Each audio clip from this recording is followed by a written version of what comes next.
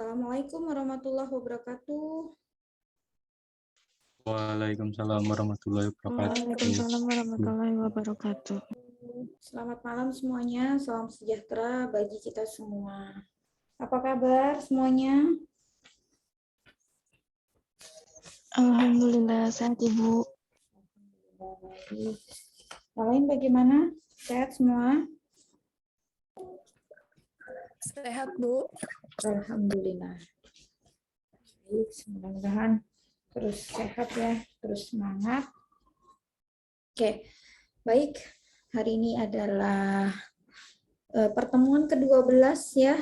Insyaallah 2 pekan lagi ya kita akan mengakhiri semester ganjil ini atau semester 1 ini ya. Teman-teman semua semester 1 kan ini ya. Ya.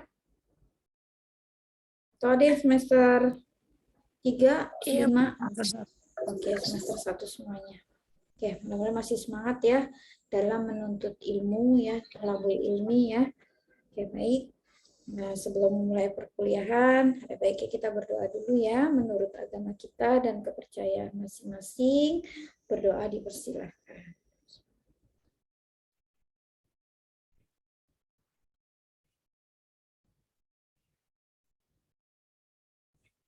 Selesai? Baik ya, kita awali saja pertemuan hari ini ya. Yaitu kita akan membahas ya di pertemuan 12 ini tentang penagihan, proses penagihan pajak ya.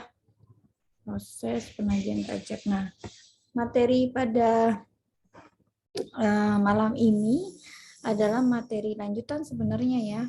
Dari awal kita sudah membahas tentang apa itu kewajiban hak dari wajib pajak ya kan. Terus kemudian proses penetapan pajak ya. Terus kemudian pemeriksaan ya kan, dan ini adalah proses dari penagihan pajak. Oke. Kalau misalkan teman-teman menyimak ya materi dari mulai hak dan kewajiban wajib pajak apa saja, terus kemudian bagaimana proses penetapan pajak itu ya kan, terus seperti apa pemeriksaan dilakukan ya kan, tujuan pemeriksaan itu apa, dan itu saling berkesinambungan ya semuanya ya. Nah, di dalam proses penagihan pajak nanti kita mengenal beberapa istilah ya, atau nanti kita mengenal namanya surat penagihan pajak ya kan, surat penagihan, terus surat paksa itu apa, penyitaan, penyegelan, dan penyanderaan ya. Jadi bagaimana sih proses penagihan pajak seperti itu. Oke, baik ya, kita mulai saja diskusi pada malam hari ini ya.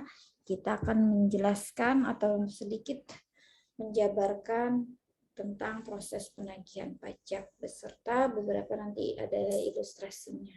Oke, mana? Sepakat kita bahas untuk malam hari ini? Sepakat Bu. Sepakat Bu. Oke, baik. Terima kasih. Ya. Nah, jadi nanti kita akan membahas beberapa mekanisme ya atau materi pada penagihan pajak itu ya. Pajak ini apa saja, nanti pengertian penagihan pajak, dasar-dasarnya apa saja ya, terus angsuran dan penundaan pembayaran pajak itu apa, terus tindakan penagihan pajak itu bagaimana, dan lain sebagainya.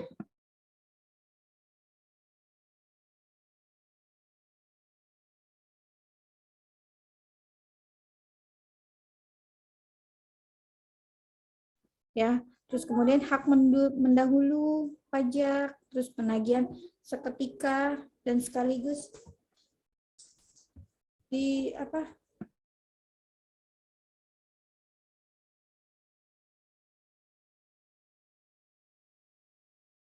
Oke. Nah, terus bagaimana sih proses nanti pencegahan, penyanderaan, gugatan, dan lain sebagainya ya. serta bagaimana seperti penghapusan piutang. Mohon maaf, ini internet saya lagi unstable ya, unsustainable, jadinya tadi sempat hilang koneksi. Oke, kita lanjutkan ya. Mohon izin Ibu share lagi.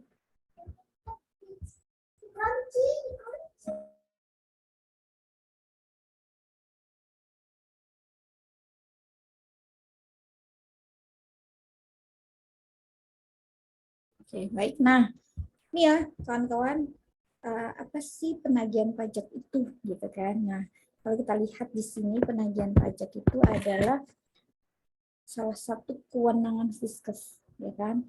Nah, kemarin kita udah mengenal istilah hak dan kewajiban dari wajib pajak.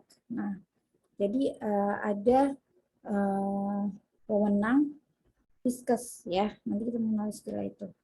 Nah, jadi penagihan pajak ini adalah salah satu kewenangan yang dimiliki oleh Fiskus untuk menagih utang pajak yang tidak dilunasi oleh penanggung pajak atau PP yang dilakukan dengan prosedur tertentu berdasarkan undang-undang.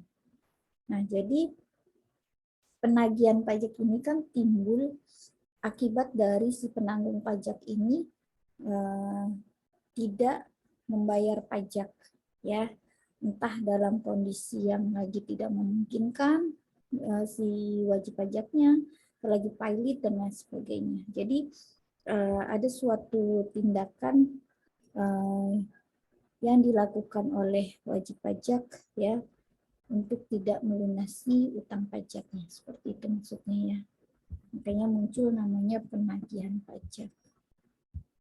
Nah, dasar hukumnya kalau teman-teman bisa nanti buka undang-undang ya, itu diatur di Undang-Undang KUP ya, awalnya itu nomor 6 tahun 83. Nah, sebagaimana telah diubah terakhir menjadi Undang-Undang nomor 16 tahun 2009. Nah, terus kemudian di pertengahan tahun ya 2020 itu muncul kan ada suatu Omnibus Law ya, atau yang dikenal dengan istilah Undang-Undang Cipta Kerja ya.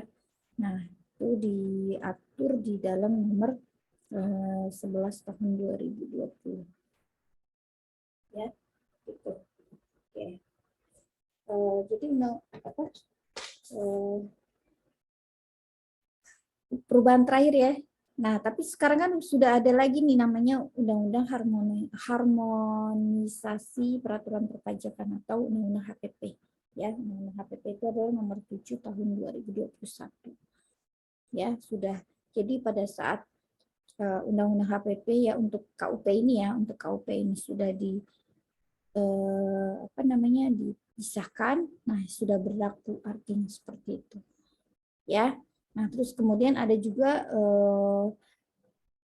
undang-undang khusus ya yang mengatur tentang penagihan pajak dengan surat paksa atau yang dikenal dengan PPSP ini ya. Itu diatur di Undang-Undang nomor 19 tahun 1997 ya, sebagaimana telah diubah terakhir itu menjadi Undang-Undang nomor 19 tahun 2000. Oke. Nah, ini masih dipakai sampai saat ini. Nah, terus kemudian ya ada subjek dan objek dari penagihan. Ya, subjek penagihan itu siapa sih gitu kan? Nah, kalau kita lihat di sini ya, bahwa subjek penagihan itu diatur di dalam pasal 1 angka 3 Undang-Undang Penagihan Pajak dengan Surat Paksa atau PPSP ya. Nah, yang dimaksud dengan subjek penagihan ini, penagihan pajak ini adalah si penanggung pajak. Oke, atau PP istilahnya ya, penanggung pajak atau PP. Nah, jadi siapa sih PP ini gitu kan? Nah, yaitu orang pribadi atau badan yang bertanggung jawab atas pembayaran pajak. Oke. Nah, termasuk siapa? Wakil yang menjalankan hak dan memenuhi kewajiban pajak. Nah, ini menurut ketentuan peraturan perundang-undangan perpajakan. Jadi, penanggung pajak ini diatur di dalam peraturan perundang-undangan. Nah, penanggung pajak ini bukan hanya individual aja atau orang pribadi saja, tapi bisa juga dalam bentuk badan. Pokoknya yang bertanggung jawab ya kan, atas pembayaran pajak, atas yang menjalankan hak dan memenuhi kewajiban wajib pajak. Nah, itu yang dimaksud dengan subjek penagihan, ya. Oke. Nah, objek penagihan. Nah, objek penagihannya ini itu diatur ya di dalam pasal 18 Undang-Undang KUP, ya, ketentuan umum dan tata cara perpajakan. Jadi kalau teman-teman buka di dalam KUP, ya, itu ada namanya istilah surat ketetapan pajak. Nah, jadi objek penagihan ini, ya, itu diawali adanya dari STP. Apa itu STP? STP itu kepanjangan dari surat tagihan pajak. Ya. Nah, kalau teman-teman buka di Undang-Undang Perpajakan, ya, Undang-Undang KUP khususnya, di situ dijelaskan di pasal 1, ya, pasal 1 bahwa surat tagihan pajak itu, ya, adalah nomor 20, nanti dibuka aja ya, mudah-mudahan saya nggak salah, nomor 20 ya, Undang-Undang KUP pasal 1 nomor 20 atau angka 20 ya, itu menyatakan bahwa surat tagihan pajak adalah surat untuk melakukan tagihan pajak dan atau sanksi administrasi berupa bunga dan atau denda. Nah, jadi dasarnya itu dari situ dulu timbul namanya surat tagihan pajak. Gitu. Makanya pada saat si wajib pajak tidak melakukan pembayaran pajak, ya kan, tidak melakukan kewajiban membayar pajak, maka timbul atau terbitlah namanya STP. Oke. Nah, setelah STP diterbitkan, ya kan, nah baru nanti muncul namanya SKPKB. Apa itu SKPKB? SKPKB adalah surat ketetapan pajak kurang bayar. Ya. Nah, ini juga sama diatur di dalam pasal 1 ya. Ya, kalau teman-teman lihat pengertian dari yang tadi saya sebutkan itu diatur di pasal 1 Undang-Undang KUP ya. Tapi kalau dasar penagihan itu ada di pasal 18 Undang-Undang KUP. Apa itu SKPKB? Kalau SKPKB itu adalah surat ketetapan pajak yang menentukan besarnya jumlah pokok pajak, jumlah kredit pajak, jumlah kekurangan pembayaran pajak, besarnya sanksi administrasi, dan jumlah yang masih harus dibayar. Oke. Ya, seperti itu. Jadi itu dasar dari penagihan. Nah, terus kemudian yang berikutnya adalah SKPKBT. Tadi kita udah tahu kepanjangan dari SKPKB ya. Surat ketetapan pajak kurang bayar tambahan, ya, SKPKBT adalah ya surat ketetapan pajak yang menentukan tambahan atau jumlah pajak yang telah ditetapkan. Oke, gitu ya. Nah, terus ada SK pembetulan. Apa itu SK pembetulan? Surat keputusan pembetulan. Ya, surat ketetapan pembetulan itu juga sama ya, teman-teman. Kalau buka undang-undang itu adalah surat keputusan yang membetulkan kesalahan tulis, kesalahan hitung, dan atau kekeliruan penerapan ketentuan ya tertentu dalam peraturan perundang-undangan perpajakan yang terdapat dalam surat ketetapan pajak, surat tagihan pajak, surat keputusan pembetulan, surat keputusan keberatan, surat keputusan pengurangan ya, pengurangan sanksi administrasi, surat keputusan penghapusan sanksi administrasi, surat keputusan pengurangan ketetapan pajak, surat keputusan pembatalan ketetapan pajak, surat keputusan pengembalian pendahuluan kelebihan pajak, dan surat keputusan pemberian imbalan bunga. Nah, itu yang dimaksud dengan keputusan pembetulan. Oke, ya. Baik, saya lanjutkan. Nah, yang berikutnya adalah surat keputusan keberatan. Nah, ini adalah surat keputusan atas keberatan terhadap surat ketetapan pajak atau terhadap pemotongan pajak atau pemungutan oleh pihak ketiga yang diajukan oleh wajib pajak. Ya. Oke. Nah, terus ada putusan banding dan ada peninjauan kembali. Nah, kalau putusan banding itu adalah putusan Badan Peradilan Pajak atas banding terhadap surat keputusan keberatan yang diajukan oleh wajib pajak. Sedangkan peninjauan kembali adalah ya putusan Mahkamah Agung atas permohonan peninjauan kembali yang diajukan oleh wajib pajak atau oleh Direktur Jenderal Pajak terhadap putusan banding atau putusan gugatan dari Badan Peradilan Pajak. Nah, inilah objek-objek dari penagihan. Ya, jadi based on ini objeknya. Oke. Oke, jelas ya sampai di sini ya. Oke, masih bisa diikuti? Sedikit lagi ya. Nah, tadi kan di awal kita sudah mengetahui dasar dari penagihan pajak, ya kan? Karena kan tadi wajib pajak tidak membayar pajak atau tidak melunasi pajaknya, gitu kan? Makanya timbul namanya utang pajak. Nah, utang pajak ini nanti akan menjadi sebuah tunggakan pajak, ya. Nah, makanya untuk menegakkan ketentuan undang-undang pajak ini, ya kan, perlu dilakukan adanya sebuah tindakan, yaitu namanya penagihan pajak. Ya, jadi pada dasarnya kan penagihan pajak ini kan nanti kan akan berpengaruh pada penerimaan negara, ya, terutama dari pajak, betul kan? Nah, kalau misalkan penagihan pajak ini berhasil dilakukan, ya kan, artinya ada tambahan untuk penerimaan negara dari sektor pajak. Oke.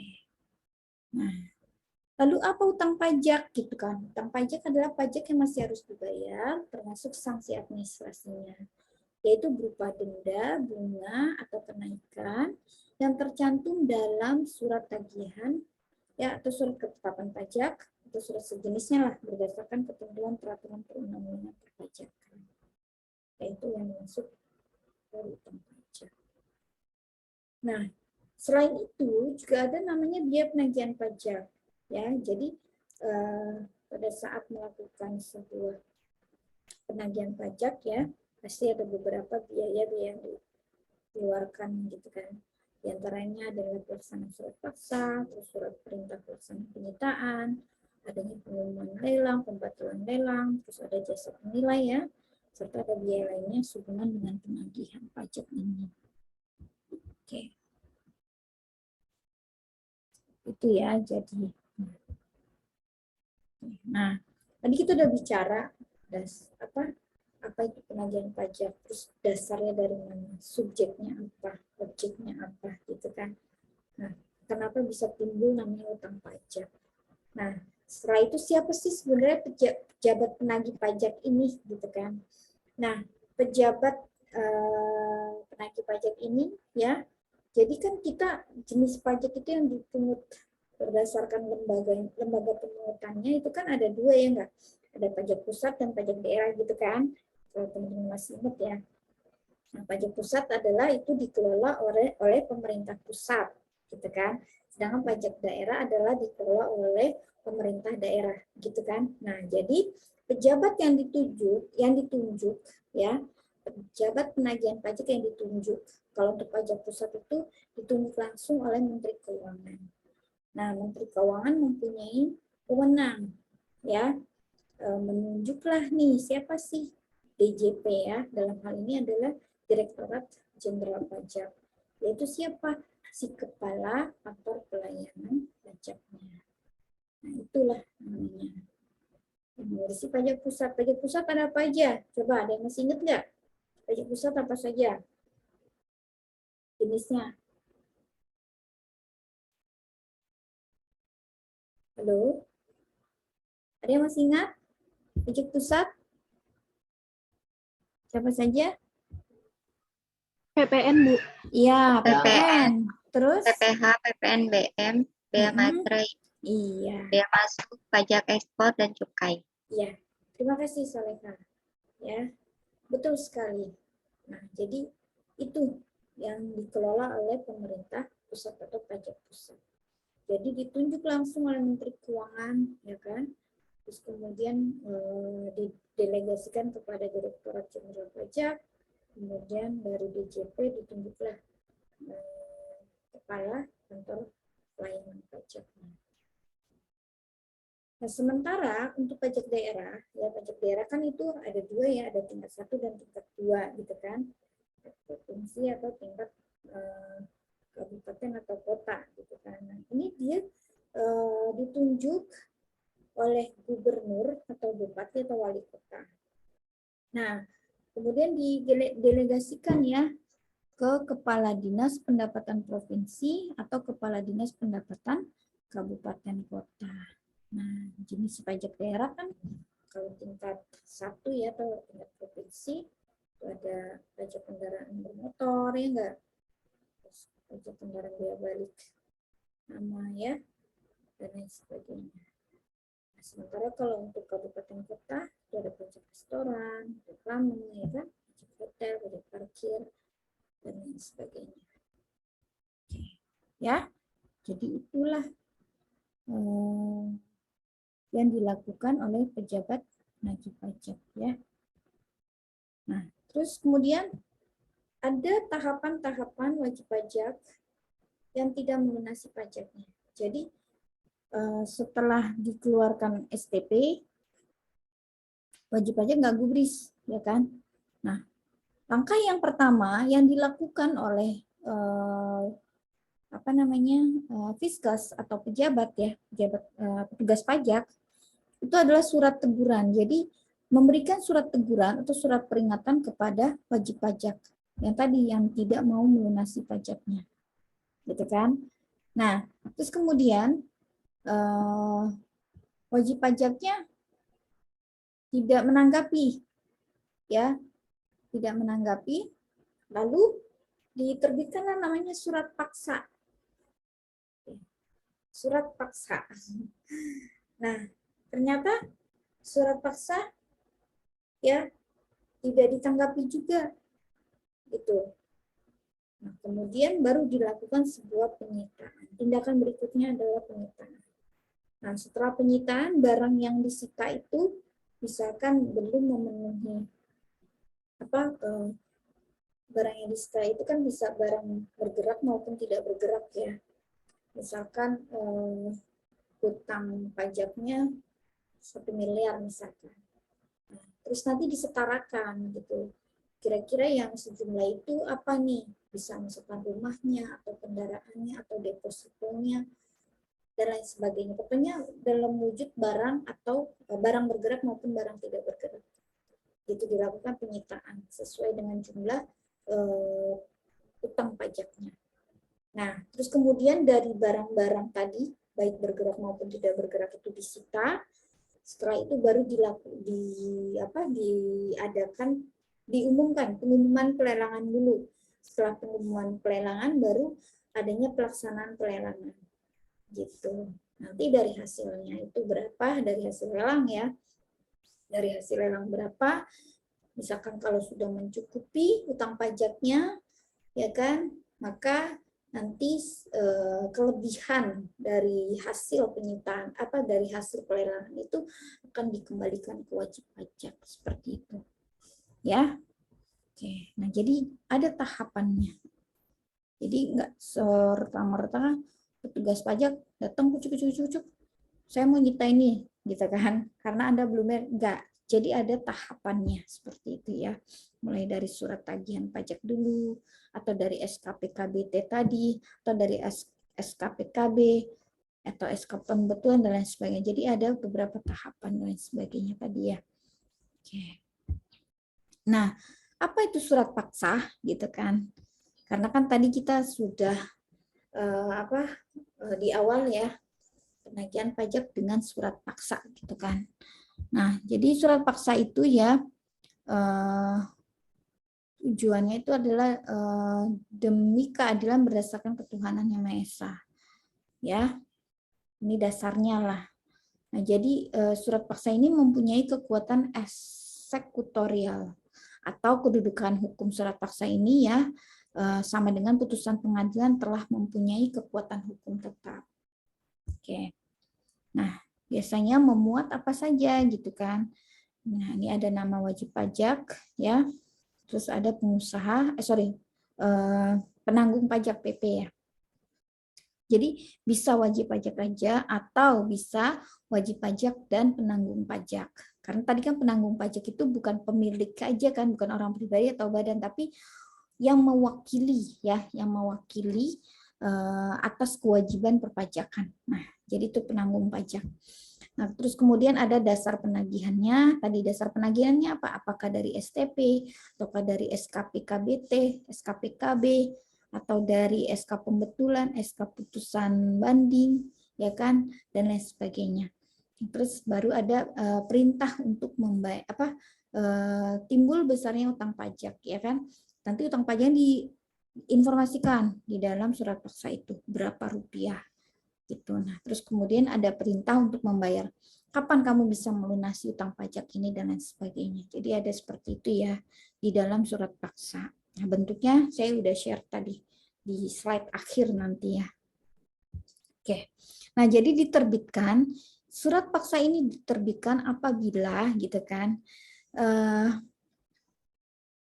penanggung pajak tidak melunasi utang pajak sampai dengan tanggal jatuh tempo. Oke. Dan kepadanya lah telah diterbitkan surat teguran atau surat peringatan. Itu kan tadi tahapannya, ya kan? Pada saat STP diterbitkan, ya kan? Terus PP tidak melunasi sampai dengan tanggal jatuh tempo, nah baru nanti diberikan namanya surat teguran atau surat peringatan. Nah setelah itu terhadap PP atau penanggung pajak sudah dilaksanakan penagihan seketika atau sekaligus, atau penanggung pajak tidak memenuhi ketentuan dalam keputusan persetujuan angsuran atau penundaan pembayaran. Oke. Jadi wajib pajak ini kan mempunyai hak untuk mengajukan permohonan ya penundaan pembayaran pajak atau angsuran pembayaran pajak. Salah satunya itu ya hak dari wajib pajak. Nah, tapi pada saat wajib pajak melakukan permohonan angsuran atau penundaan pembayaran pajak, apabila sudah disetujui oleh Fiskus ya atau kantor pajak, maka artinya apa? Boleh dilakukan, tapi kalau tidak disetujui, maka wajib pajak ya harus membayar sesuai pajak terutangnya seperti itu. Oke. Nah, tadi ya kita udah tahu surat paksa itu seperti apa. Nah, jadi apabila setelah diterbitkan surat paksa, terus wajib pajak tidak beritikat baik ya kan untuk melunasi utang pajaknya. Nah, langkah berikutnya adalah penyitaan. Apa sih penyitaan itu gitu? Biasanya penyitaan ini ya berdasarkan SPMP ya.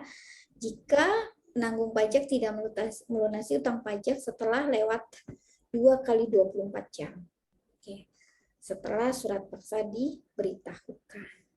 Oke. Jadi cuma 2 hari, 2 kali 24 jam aja. Nah, kemudian penyitaan ini dilakukan oleh jurusita pajak, itu ada 2 orang saksi ya. Nah, penyitaan dapat dilakukan meskipun penanggung pajak tidak hadir, asalkan salah seorang saksi berasal dari Pemda atau BAPS yang ditandatangani oleh PP dan saksi-saksi. Oke. Nah, jadi dalam hal penyitaan ya, setiap penyitaan jurusita pajak membuat BAPS, maksudnya berita acara ya. Berita acara pelaksanaan sita ditandatangani oleh jurusita pajak ya, penanggung pajak dan saksi-saksi. Nah, kemudian dalam hal penanggung pajak adalah badan jika penanggung pajaknya adalah badan, maka BAPS ya berita acara pelaksanaan sita ini ditandatangani oleh pengurus ya. Kepala perwakilan, kepala cabang, penanggung pajak, pemilik modal atau pegawai tetap perusahaan. Oke. Nah, misalkan ya, walaupun penanggung pajak tidak hadir, penyitaan tetap dilaksanakan. ya, tidak ditangguhkan tapi tetap terus dilaksanakan seperti itu. Nah, kemudian ya BAPS tetap mempunyai kekuatan mengikat meskipun penanggung pajak menolak untuk tanda tangan. Gitu. Misal keberatan, saya nggak mau tanda tangan, ini bukan tanggung jawab saya, misalkan seperti itu. Nah, tapi di mata hukum BAPS ini adalah memiliki kekuatan yang mengikat. Gitu. Kemudian salinan BAPS dapat ditempelkan pada barang bergerak atau tidak bergerak yang disita atau di tempat barang bergerak atau tidak bergerak yang disita berada di tempat umum. Nah, jadi nanti barang-barang yang disita, entah itu rumah, entah itu kendaraan, entah itu tadi deposito ya, dan lain sebagainya. Nah, itu nanti diberikan, ditempeli segel. Jadi ada labelnya nanti. Atas barang-barang itu ya, barang-barang yang disita itu ditempelkan segel sita. Seperti itu.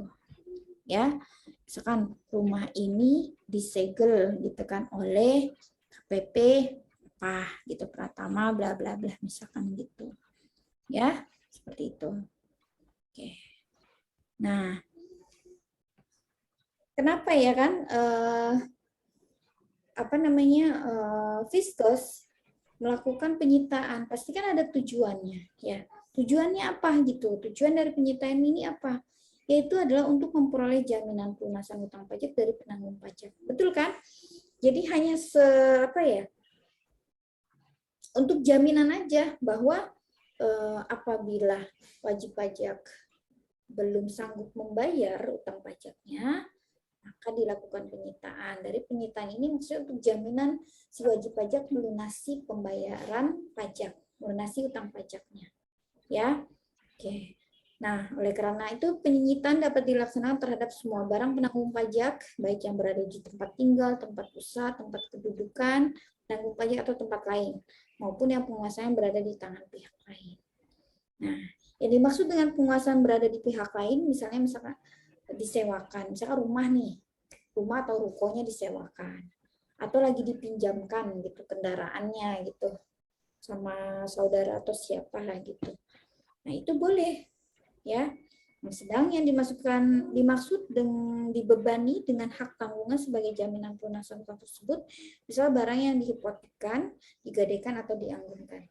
Contohnya rumah senilai 3 miliar ini lagi diagunkan ke bank gitu ya, atau wajib pajak melakukan penggadaian emas di pegadaian misalkan gitu ya, itu bisa, jadi bisa disita oleh petugas pajak barang-barang tersebut ya, karena sudah jelas di sini ya, di tempat lain maupun yang penguasanya berada di tangan pihak lain. Oke. Paham ya? Jadi selain barang bergerak dan barang tidak bergerak yang tadi kita sebutkan di awal, nah ada yang dikecualikan dari penyitaan. Misalkan nih ada pakaian yang digunakan oleh si penanggung pajak atau keluarga ya, tempat tidur. Nah itu nggak boleh beserta perlengkapan ya lainnya yang digunakan oleh penanggung pajak itu nggak boleh disita. Nah, terus misalkan persediaan makanan atau minuman. Nah, untuk keperluan sehari-hari ya, bisa dalam 1 bulan beserta peralatan masak lah yang ada di rumah atau perabotan seperti itu ya, itu nggak boleh. Nah, terus juga misalkan perlengkapan penanggung pajak yang bersifat dinas, misalkan ada kendaraan dinas, kan?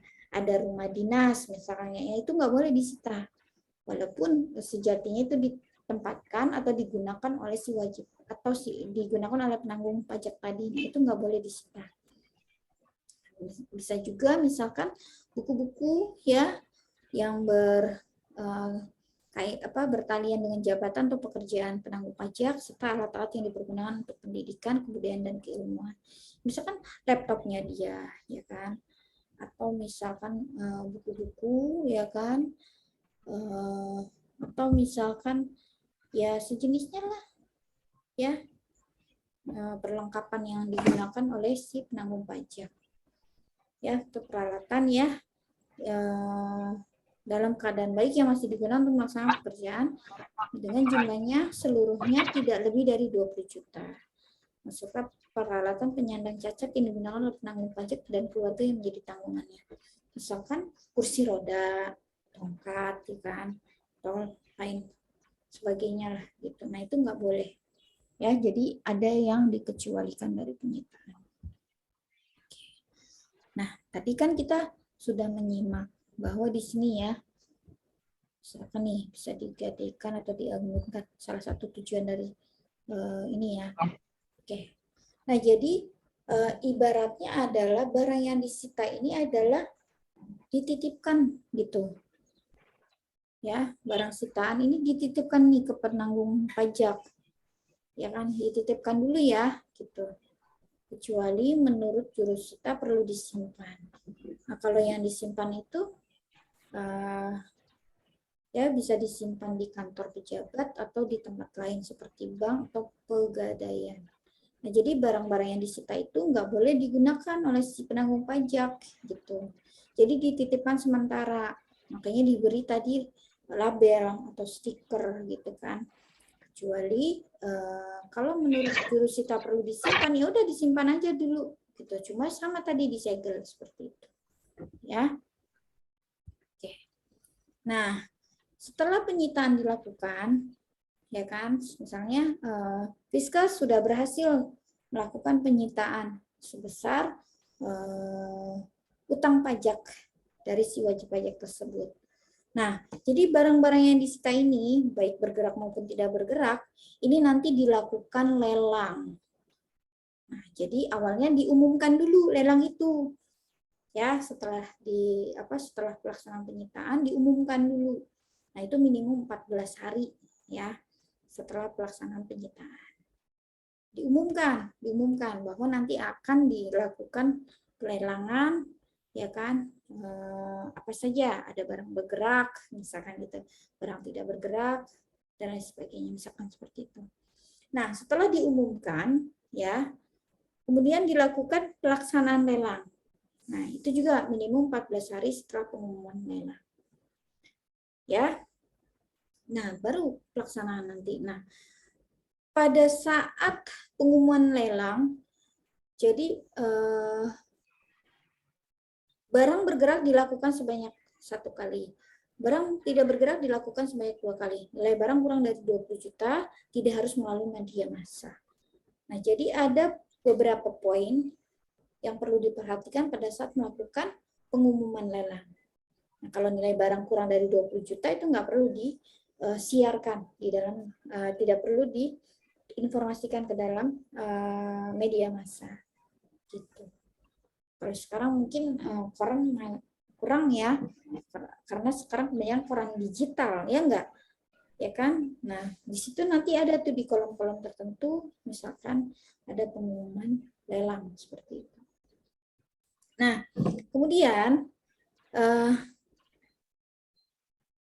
dilakukan pelaksanaan lelang kan, mengajukan permintaan lelang. Jadi pejabat yang melakukan lelang, ya dia mengajukan permintaan lelang dulu, terus menghadiri pelaksanaan lelang, kemudian menentukan dilepasnya barang, ya misalkan rumah awalnya kasih harga 1 miliar gitu kan, terus sana segini gitu kan, nah terus deal gitu kan, nah setelah deal baru deal ya kan, dilepas satu barang itu. Nah setelah itu kan nanti ada sebuah namanya dokumen atau risalah lelang. Nah itu baru ditandatangani kedua belah pihak ya, antara yang membeli ya, pembeli sama pejabatnya. Nah pada saat lelang ini ya jurusita beserta keluarganya ini nggak boleh membeli barang-barang sitaan yang dilelang. Karena apa? Karena nanti akan mendapatkan sanksi ya, melanggar kode etik, maksudnya seperti itu. Melanggar kode etik pejabat. Sehingga nanti dikenakan sanksi sesuai dengan ketentuan yang berlaku. Gitu. Jadi, misalkan saya jadi jurusita pajak nih misalkan. Terus keluarga saya ikut nih dalam lelang situ ya kan, dalam pelaksanaan lelang.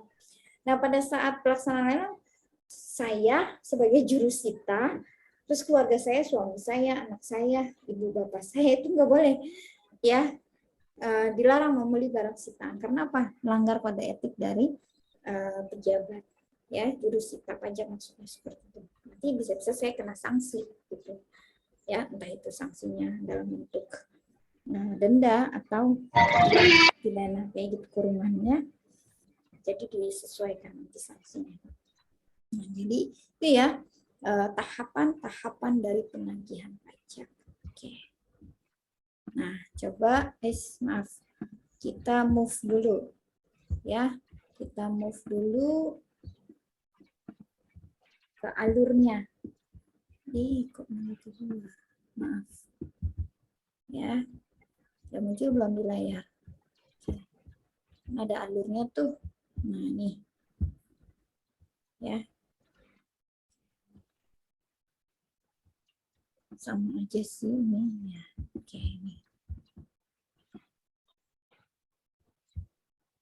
Nah, ini alur dan jadwal pelaksanaan penagihan pajak. Nah, kan dasar hukumnya tadi dari Undang-Undang Nomor 19 ya tahun 2000 itu tentang penagihan pajak ya dengan surat paksa. Terus ada Undang-Undang Nomor 16 tahun 2009 itu tentang KUP atau Ketentuan Umum Tata Cara Perpajakan ya. Serta ada Undang-Undang Nomor 80 tahun 2007 dan PMK ya. Nomor 24 garis miring PMK 3 2008. Oke. Nah, awalnya itu alurnya dari dasar hukumnya. Nah, kemudian dikeluarkan atau diterbitkan tadi sebuah SKP. Ya, surat ketetapan pajak kurang bayar tambahan ya kan. Tadi surat keputusan pembetulan ya kan, surat keputusan keberatan, terus banding ya kan, dan peninjauan kembali tadinya. Oke, dan lain-lain. Nah, awalnya dari situ ya. Nah, kemudian ini tuh baru dimunculkan diterbitkan surat teguran apabila dari diterbitkan SKP tadi ya dalam kurun waktu 7 hari wajib pajak tidak menanggapi ya, maka diterbitkan surat teguran atau surat peringatan tadi. Nah, surat teguran ini juga ada dikirimnya bisa langsung diberikan ke wajib pajak dari kantor pajak, maksudnya dari kantor pelayanan pajak dikirim langsung ke wajib pajak atau bisa dikirim melalui via pos atau ekspedisi atau kurir. Nanti ada bukti kirimnya atau resi kan, setiap kita kirim barang kan pasti ada resinya kan, seperti itu. Nah, surat teguran ini ya itu nanti ada range waktunya yaitu 21 hari. Nah, apabila ketika surat teguran ini sudah diterbitkan ke wajib pajak dalam kurun waktu 21 hari, si wajib pajak tidak punya itikat baik, tidak menanggapi surat teguran tersebut, maka diterbitkan lagi namanya surat paksa. Oke, ya, maka diterbitkan lagi surat paksa. Nah, surat paksa ini, kalau teman-teman lihat ya, tadi kan ya,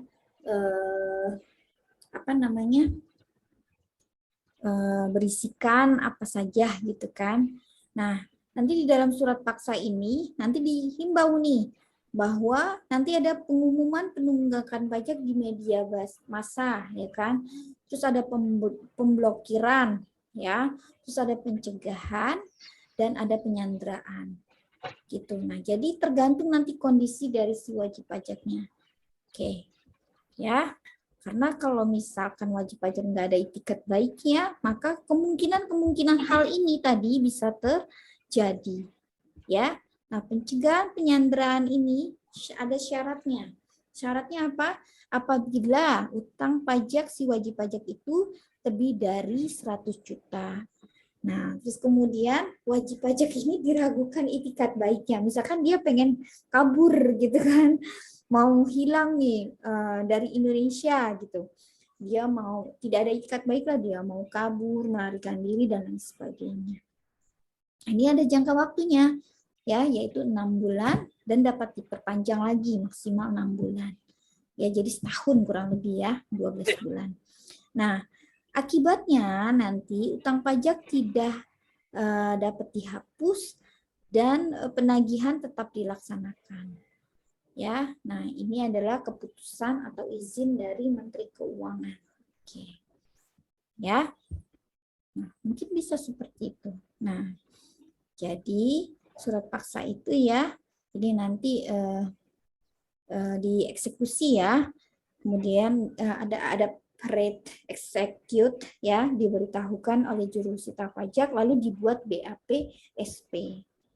Nah, setelah ini sudah dilakukan, terus kemudian dalam jangka waktu 2 kali 24 jam, ya kan, si wajib pajak tidak ada merespon, ya kan, tidak ada menanggapi atau tadi tidak beritikat baik, maka dikeluarkanlah namanya SPMP atau penyitaan. Ya, oke. Nah, dilakukan sebuah penyitaan. Nah, SPMP ini nanti diinformasikan ada juru sita beserta tadi 2 orang saksinya yang disita dalam bentuk apa, misalnya bisa barang bergerak atau barang tidak bergerak ya. Terus penyitaan atas rekening bank atau bursa efeknya kalau ada ya, sahamnya maksudnya. Nah, barang yang disita itu dilarang. Misalkan yang dipindah tanda apa? Jadi barang yang disita, barang-barang wajib pajak yang disita itu tidak boleh dipindah tangankan, tidak boleh disewakan, tidak boleh dipinjamkan, tidak boleh disembunyikan atau tidak boleh dihilangkan maupun dirusak. Nah, jadi memang apa ya? Udah strict banget ya. Jadi banyak larangannya seperti itu. Karena kan tadi buat jaminan ya enggak, makanya tidak boleh itu dilakukan. Nah, kemudian SPMP ini ya, kalau misalkan wajib pajak bisa melunasi, maka nanti pencabutan sita, ada pencabutan sita gitu. Tapi ya tadi ya utang pajak dan biaya penagihan pajaknya berapa ya berdasarkan putusan pengadilan. Nah, itu syaratnya. Ya. Tapi apabila wajib pajak dalam kurun waktu 14 hari tidak melunasi utang pajak itu ya, maka dilakukan pengumuman lelang. Jadi gitu tahapannya. Ya, pengumuman lelang. Nah, tadi barang bergerak 1 kali, barang tidak bergerak 2 kali diumumkannya maksudnya ya. Dan tadi ada apa lagi? Nah, ini selama 14 hari. Ketika sudah 14, minimal tadi kan, minimal 14 hari, baru dilakukan namanya pelaksanaan lelang. Oke. Jadi begitu ya alurnya dari alur penagihan. Ya, alur dan jadwal pelaksanaan penagihan pajak. Oke, kurang lebih seperti ini. Itu ya kawan-kawan ya. Oke. Sampai sini ada yang ingin ditanyakan, nanti akan saya lanjutkan lagi ya. Silakan jika ada yang ditanyakan. Gimana, masih bisa diikuti ini? Masih, Bu. Oke, Masih, baik. Bu. Ya, nah jadi modelnya tuh seperti itu ya alurnya ya. Nah, ketika ini udah selesai nih, proses dari penagihan pajak sudah selesai. Nah, terus kemudian kan tadi di awal materi ya, ada yang kita kenal namanya istilah hak mendahului. Ya, jadi hak mendahului ini diatur di pasal 21 ya. Ayat 1, 2 dan 3 Undang-Undang KUP. Ya. Ini menjelaskan bahwa negara mempunyai hak mendahului untuk utang pajak atas barang-barang milik penanggung pajak. Nah, jadi maksudnya karena wajib pajak punya utang pajak, ya maka negara mempunyai hak terlebih dahulu, ya. Untuk apa tadi? Untuk melakukan penyitaan, ya enggak? Penyegelan, terus kemudian melakukan pelelangan, kan mengamankan apa ya? Uang negara lah bahasanya begitu ya. Jadi kan utang pajak itu kan salah satu karena pajak penerima pajak ini adalah merupakan sumber pendapatan penerimaan negara ya enggak dari sektor pajak, makanya negara mempunyai hak mendahului seperti itu. Nah, meliputi apa saja tadi? Ada pokok pajaknya, ada sanksi administrasinya berupa bunga, denda, kenaikan, dan biaya penagihan pajak. Ya, nah hak mendahulu untuk utang pajak melebihi segala hak mendahulu lainnya, kecuali apa? Kecuali terhadap biaya perkara yang disebabkan oleh suatu penghukuman untuk melelang suatu barang bergerak dan atau barang tidak bergerak. Oke, nah kemudian ada biaya yang telah dikeluarkan untuk menyelamatkan barang dimaksud dan atau biaya perkara yang hanya disebabkan oleh pelelangan dan penyelesaian suatu warisan. Oke, jadi hak mendahului itu dikecualikan untuk 3 hal ini. Ya. Nah, kemudian dalam hal wajib pajak dinyatakan pahit, misalkan pada saat wajib pajak ini tidak mempunyai itikat baik untuk melunasi utang pajaknya, misalkan karena pailit, karena perusahaannya udah bubar, atau karena memang dilikuidasi ya, maka si kurator ini atau likuidator ini atau orang atau badan yang ditugasi untuk melakukan pemberesan ya itu dilarang membagikan harta wajib pajak dalam pailit.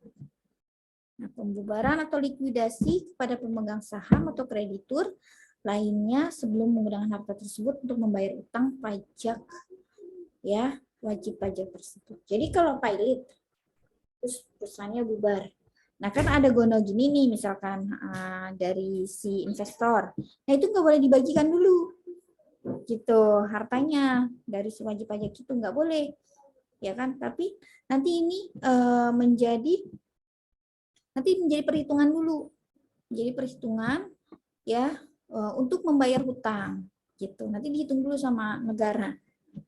Gitu. Jadi nggak boleh kalau mau dia pilot terus kemudian dia mau di merger gitu perusahaannya. Nah, itu nggak boleh. Ya, tunggu selesai dulu tahapan dari penagihan pajak ini baru nanti terserah kalau udah lunas utang pajaknya, udah bisa membayar utang pajaknya. Nah, terserah itu mau dibagi-bagi atau gimana. Ya. Jadi memang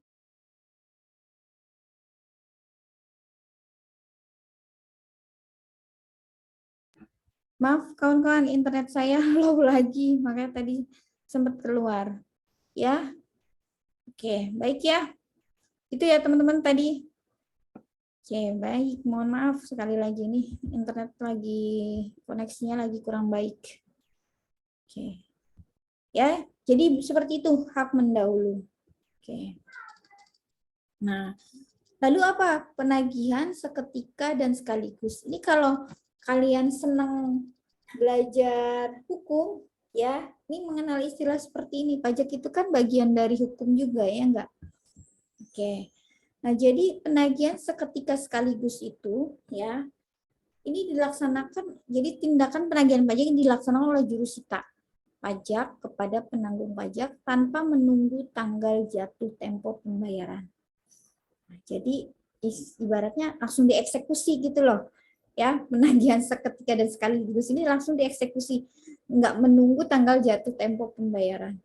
Ya, yang meliputi seluruh utang pajak dari semua jenis pajak, masa pajak, dan tahun pajak. Jadi ini ada case-case tertentu pada wajib pajak yang memiliki utang pajak tidak mengikuti aturan yang tadi, ya tahapan yang tadi gitu, tidak mengikuti tahapan yang tadi. Mungkin karena saking sudah urgence-nya, ya kan, saking case-nya ini udah kalau diikuti dengan tahapan yang tadi di awal, mulai dari surat STP, surat teguran dan sebagainya itu khawatirnya nanti akan lama gitu, bisa jadi wajib pajaknya kabur atau gimana dan sebagainya. Makanya ini ada beberapa case tertentu perlu dilakukan namanya penagihan seketika dan sekaligus. Jadi tanpa menunggu tanggal jatuh tempo pembayaran seperti itu. Nah, apabila gitu kan, apa saja nih? Nah, ini tadi saya bilang si penanggung pajaknya ingin meninggalkan Indonesia untuk selama-lamanya. Jadi dia kan punya itikat sudah tidak baik gitu kan, kabur gitu. Bisa jadi dia mau operasi plastik, oplas gitu kan, berubah jadi dan lain sebagainya. Makanya perlu dilakukan penagihan seketika dan sekaligus. Atau bisa jadi barang-barangnya si penanggung pajak ini, ya kan, itu dialihkan misalkan gitu kan, ada pemindah tanganan barang yang dimiliki atau yang dikuasai dalam rangka menghentikan atau mengecilkan kegiatan perusahaan. Misalkan gini, perusahaannya kan berkembang nih, ya kan, tumbuh, terus hartanya banyak, ya kan, dilihat dari laporan keuangannya, neracanya bagus gitu, labanya juga sales, profit setiap bulan, setiap periodenya tuh baik gitu kan. Nah, terus dia ada rencana nih, entahlah mau mengalihkan rekeningnya atau asetnya atau apanya lah gitu. Nah, makanya ini perlu dilakukan adanya penagihan seketika sekaligus gitu. Jadi soalnya terlihat bahwa kegiatan usahanya itu kecil gitu yang dilakukan di Indonesia, padahal kan enggak gitu. Nah, terus bisa juga adanya tanda-tanda penanggung pajak akan membubarkan badan usahanya. Misalkan karena tadi pilot, udah dibubarin aja lah sebelum nanti dilakukan penagihan pajak. Nah, itu makanya perlu dilakukan penagihan seketika dan sekaligus. Ya, bisa peleburan, penggabungan, ya kan, pemekaran usaha atau pemindah tanganan perusahaan yang dimiliki atau dikuasai melakukan perubahan bentuk lainnya. Misalnya tadi PTA, pilot, dah dibubarkan, kita bentuk perusahaan baru nih, ganti nama gitu kan, atau misalkan merger sama PTB, nah jadi PTC misalkan. Nah itu makanya buru-buru dilakukan sebuah penagihan seketika dan sekaligus. Nah bisa jadi juga badan usaha akan dibubarkan oleh negara, ya, dan terjadi terjadi penyitaan atas barang penanggung pajak oleh pihak ketiga atau terdapat tanda-tanda kepailitan. Nah, makanya ini ada case-case tertentu yang saya bilang perlu dilakukan penagihan seketika dan sekaligus ini. Oke. Nah, ini diterbitkan SP PSS oleh pejabat ya sebelum surat paksa. Ya, maksudnya diterbitkan surat penagihan pajak seketika dan sekaligus ya sebelum surat paksa. Nah, artinya tadi ada STP atau SKP KB tadi dan sebagainya ya, objeknya ada objek penagihan, terus kemudian ada surat teguran atau surat peringatan. Nah, setelah itu kan baru ada surat paksa. Nah, ini langsung diterbitkan SP PSS gitu. Nah, ini berisikan apa saja? Ada nama wajib pajak atau wajib pajak dan penanggung pajaknya. Nah, besar utang pajak disebutkan, terus perintah untuk membayarnya dan saat pelunasan pajak. Oke, ya. Jadi itulah ya penagihan seketika dan sekaligus. Oke, nah tadi di alur dan jadwal pelaksanaan penagihan kan ada istilah namanya pencegahan, ya enggak? Nah, pencegahan ini kan adalah larangan yang bersifat sementara terhadap penanggung pajak tertentu, ya, untuk keluar dari wilayah NKRI berdasarkan alasan tertentu tadi. Misalkan dia wajib pajaknya ingin melarikan diri, ya kan, kabur nih, ingin melarikan diri atau meninggalkan Indonesia untuk selama-lamanya, makanya perlu adanya kerjasama kan antara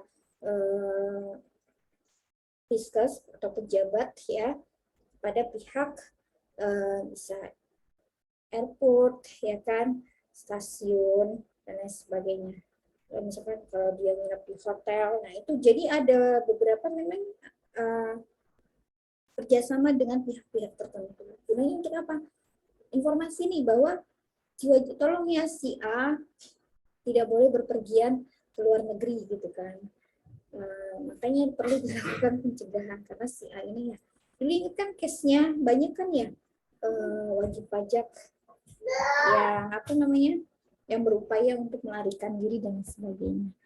Nah, syaratnya jika si penanggung pajak mempunyai utang pajak sebesar sekurang-kurangnya atau minimal adalah 100 juta dan diragukan itikat baiknya gitu.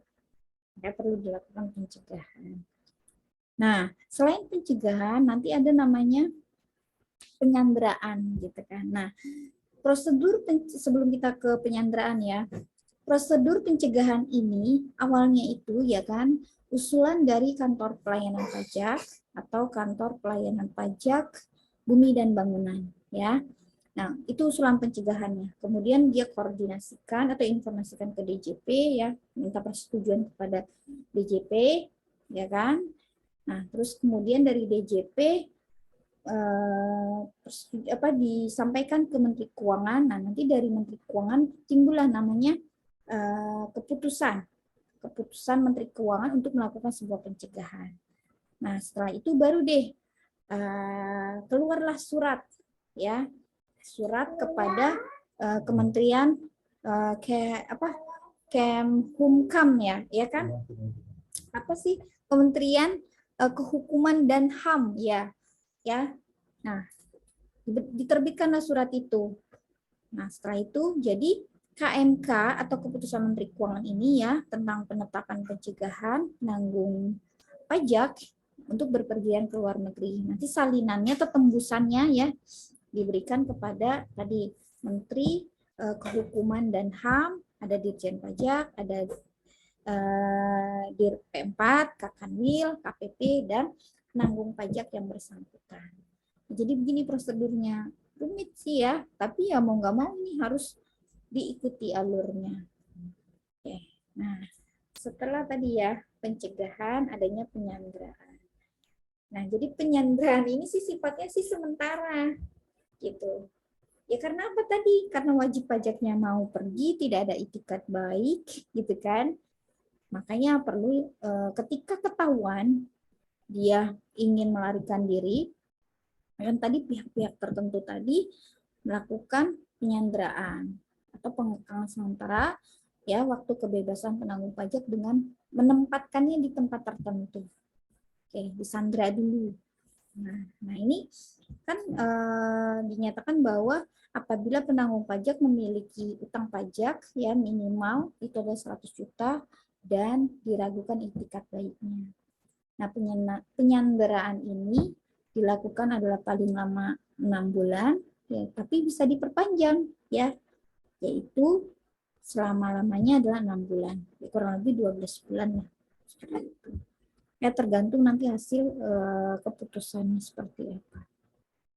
Oke, nah, jadi pada saat wajib pajak dilakukan penyanderaan, ya, nah ada beberapa yang nggak boleh nih dilaksanakan. Misalnya lagi ngapain nih penanggung pajak ini, misalkan lagi beribadah, nah itu nggak boleh teman-teman disandera ya, karena kan itu berkenaan dengan keyakinan ya nggak, keyakinan dari penanggung pajak, makanya tidak boleh.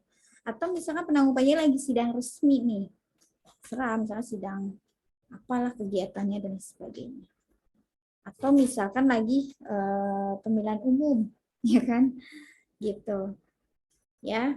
Nah itu nggak boleh, gitu, ya. Nah jadi pencegahan dan penyanderaan terhadap penanggung pajak tidak mengakibatkan hapusnya hutang pajak dan terhentinya pelaksanaan penagihan pajak. Tapi tadi dia dilakukan pencegahan, penyanderaan, tapi hutangnya itu nggak bisa dihapus, gitu. Tetap dia harus membayar hutang pajaknya. Oke. Itu ya. Nah, jadi kalau teman-teman lihat di sini ya, lunas hutang pajak kan tadi kan hak dari wajib pajak adalah salah satunya boleh melakukan pengangsuran dan penundaan pembayaran pajak.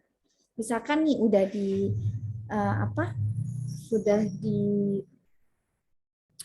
diterbitkan tadi ya tahapan-tahapannya, terus wajib pajaknya misalkan ingin kabur dilakukan pencegahan, dilakukan penyanderaan.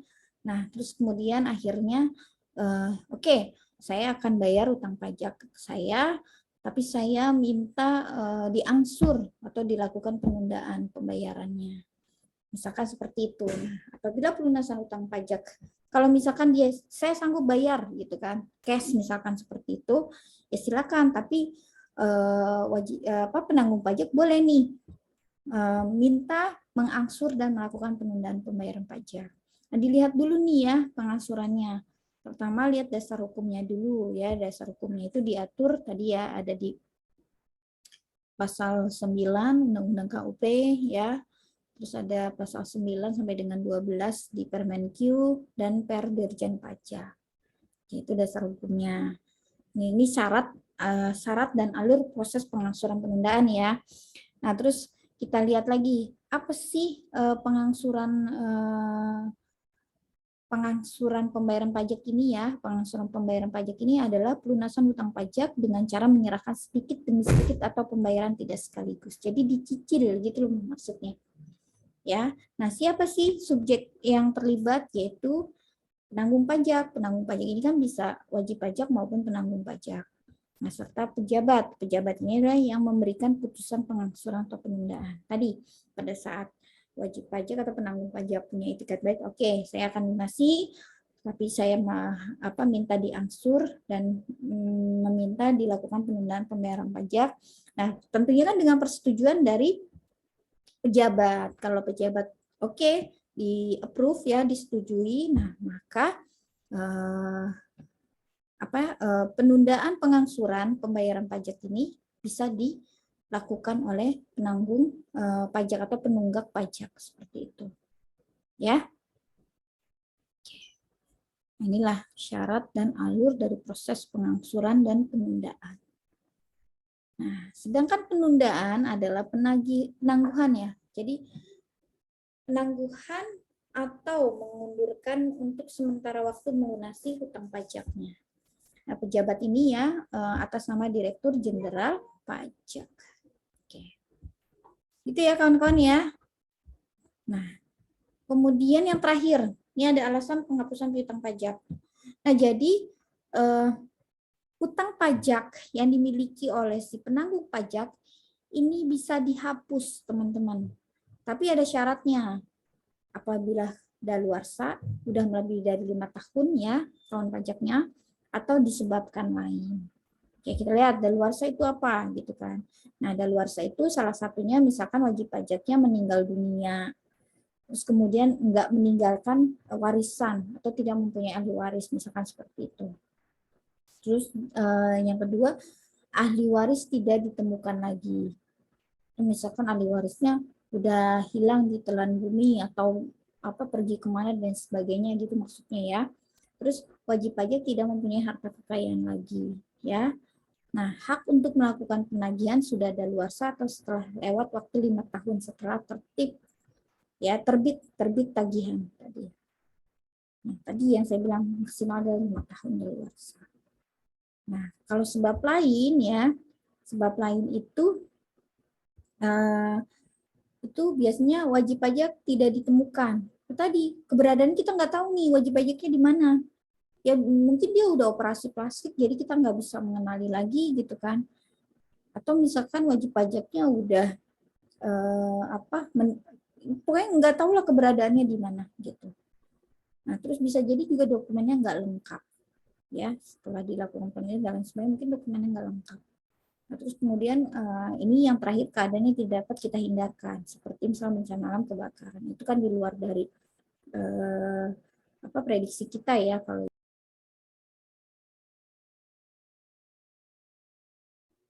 ya kurang lebih seperti ini ya.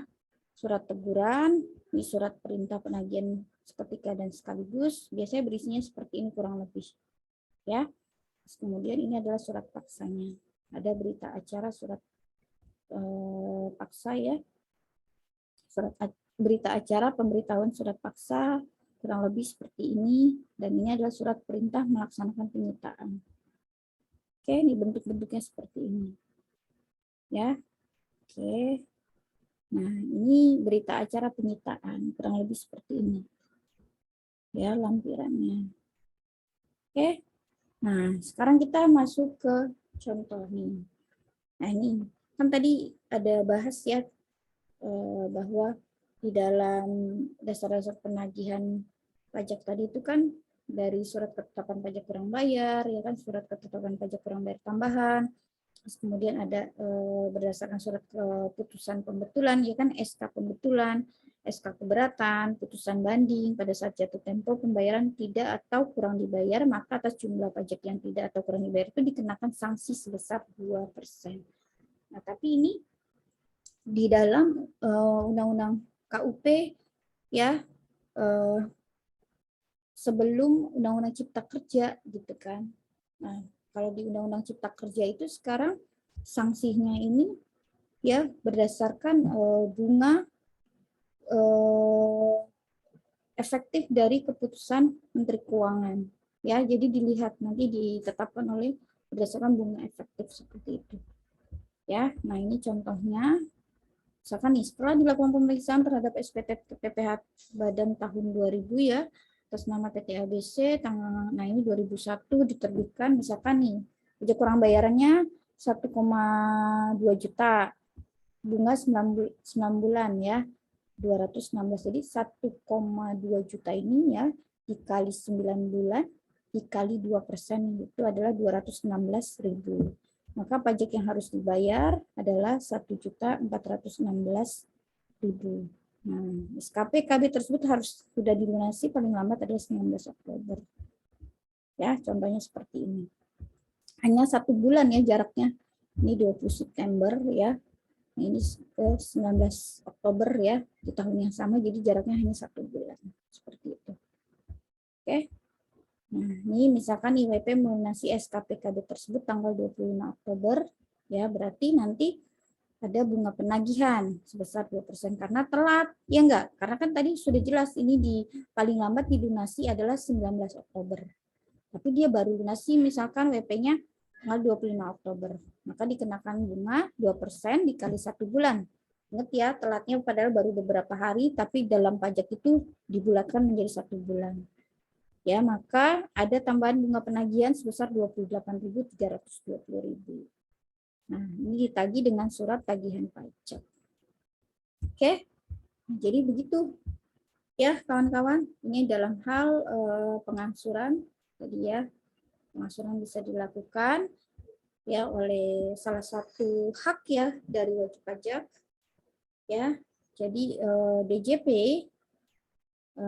atas permohonan WP dapat memberikan persetujuan untuk mengangsur atau menunda pembayaran atas pajak yang terutang dalam STP, SKPKB, SKP KBT, surat keputusan pembetulan atau surat keputusan keberatan serta putusan banding ya.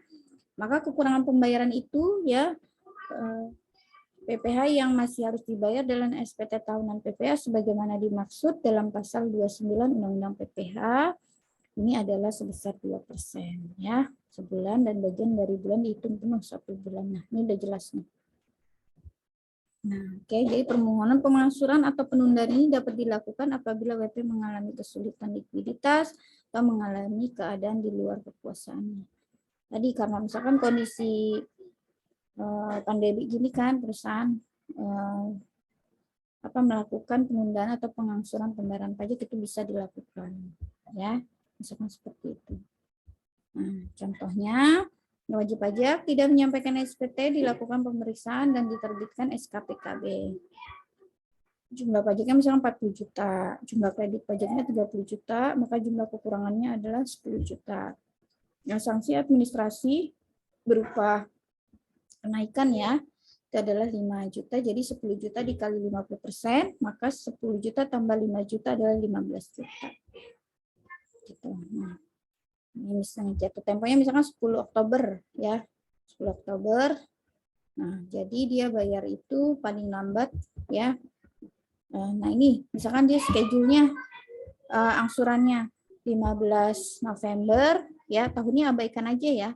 15 November, terus 15 Desember dan 15 Januari masing-masing adalah 5 juta. Jadi dia diangsur 15 juta ini ya, jumlah yang masih harus dibayar ini itu dibayar 3 kali ya, diangsur 3 kali. Nah, ini jatuh temponya kan 10 Oktober, maka sebelum 15 November dia harus sudah bayar gitu.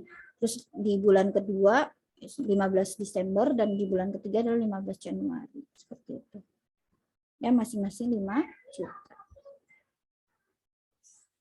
Nah, contohnya begini ya, perhitungan bunga penagihannya ya, ini bulan kedua, bulan ketiga dan bulan keempat. Jadi kan jatuh temponya ini Oktober ya enggak, Oktober ke November kan 2 bulan, betul kan, karena kan dia bayarnya kan 15 November nih.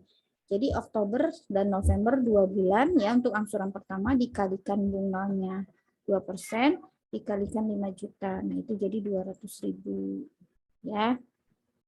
Nah, kemudian bulan angsuran ketiga ya, angsuran ketiga kan jatuhnya 3 bulan. Oktober, November, Desember ya kan. Karena kan 15 Desember kan untuk schedule angsurannya. Maka 3 bulan dikali 2% dikali 5 juta ketemu 300.000. Oke. Yang ketiga yaitu adalah 15 bulan ketiga ya. Dia kan schedule angsurannya adalah 15 Januari. Ya berarti dari Oktober, November, Desember, Januari adalah 4 bulan. Jadi 4 bulan dikali 2% dikali 5 juta. Nah, berarti 400.000. Nah, jadi kemudian jumlahnya ya perhitungan bunga penagihannya adalah 900.000. 200 ditambah 300 tambah 400. Oke, jadi begitu cara penghitungannya. Oke.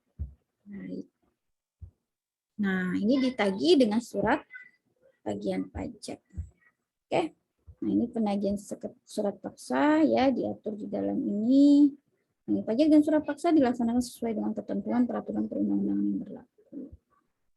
Oke, ya ini tadi udah daluarsa juga sudah ya. Kita jelaskan, ini hanya tambahan saja.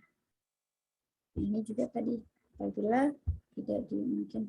Oke, cukup sekian penjelasan materi pagi ini. Silakan jika ada yang ingin bertanya ya, atau sudah cukup jelas ya, tadi contoh-contohnya sudah saya jabarkan juga. Silakan, terima kasih.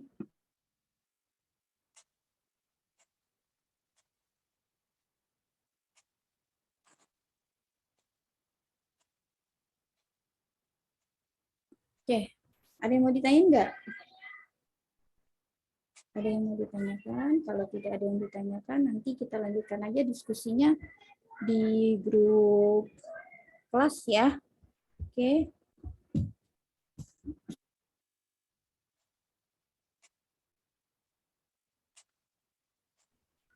Ya, kita ini dulu foto bersama dulu. Silakan dibuka kameranya. Ini ada 24 ya yang hadir. Tadi pagi malah 27. Oke, siap? 1, 2, 3. Siap ya semuanya ya? Oke, sip? 1, 2, 3. Oke.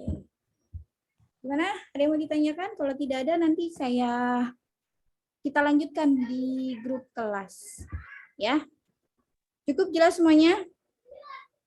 Ini sebenarnya materinya nggak terlalu ini sih, hanya butuh baca aja. Kalau untuk penagihan, pemeriksaan ya, dibaca, diulang prosesnya bagaimana dan lain sebagainya. Oh, ada lagi di slide kedua. Ini baru masuk ya. Yuk, slide kedua. 1, 2, 3. Oke. Baik. Jika tidak ada pertanyaan, maka kita akhiri saja sesi Zoom ini ya. Pada pagi ini. Terima kasih semuanya. Nanti kita lanjutkan di grup kelas ya. Oke, makasih. Assalamualaikum warahmatullahi wabarakatuh. Waalaikumsalam. Makasih Bu. Makasih Bu. Baik, ya kita lanjutkan ya. Waalaikumsalam. Makasih. Iya. Ada 2 slide ya. Saya take dulu, mohon izin ya. Siap semuanya ya. 1, 2, 3. 1 slide lagi. 1, 2, 3. Sekali lagi terima kasih ya teman-teman semua ya. Mohon maaf kalau masih banyak kekurangan ya. Terus mohon maaf juga ini sudah overtime. Nggak ada yang ngingetin saya nih. Nggak apa-apa, ditegur aja sayanya. Ya, kalau misalkan saya udah lebih waktunya. Oke, sekali lagi saya ucapkan terima kasih untuk yang hadir pada malam hari ini. Appreciate lah buat teman-teman semua yang masih setia di mata kuliah saya ya. Ini kurang lebih udah 30 mahasiswa. Soalnya minggu depan kita berjumpa lagi. Nanti untuk case bisa teman-teman pelajari ya. Perhitungan tadi yang imbalan bunga dan lain sebagainya. Oke. nanti ada sedikit latihan buat teman-teman ya. Kalau kurang paham, tanyakan saja, diskusikan saja di grup ya. Oke, terima kasih. Sekali lagi saya ucapkan terus semangat ya, tetap belajar ya, demi upgrade dan mengupdate wawasan kawan-kawan semua. Oke, demikian materi pada malam hari ini. Wassalamualaikum warahmatullahi wabarakatuh. Waalaikumsalam Waalaikumsalam warahmatullahi Terima kasih, Bu. wabarakatuh. Ya, Terima kasih, Bu. sama-sama. Oke, baik. Ibu N ya.